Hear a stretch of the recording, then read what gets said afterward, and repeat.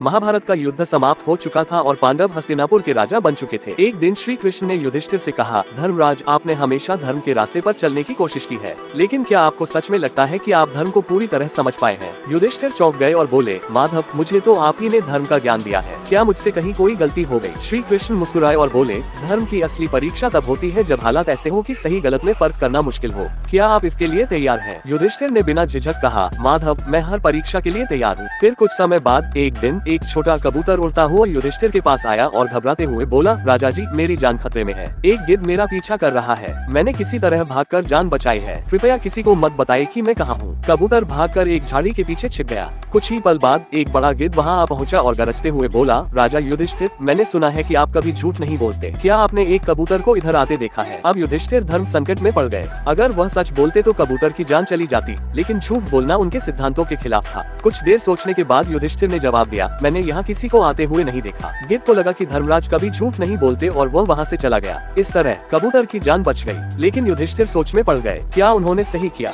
उसी वक्त श्री कृष्ण प्रकट हुए और कहा, धर्मराज, क्या आपको लगता है कि आपने सही किया? युधिष्ठिर बोले, माधव, मैंने झूठ बोला जो अधर्म है, लेकिन मैंने एक निर्दोष की जान बचाई। क्या ये धर्म था? श्री कृष्ण मुस्कुराए और बोले, यही तो असली धर्म है। धर्म का मतलब सिर्फ नियमों का पालन करना नहीं है। सच्चा धर्म वह है जो करुणा, दया और न्याय की रक्षा करे। जब किसी की जान पर बनी हो तो कभी कभी नियम तोड़ना भी सही होता है।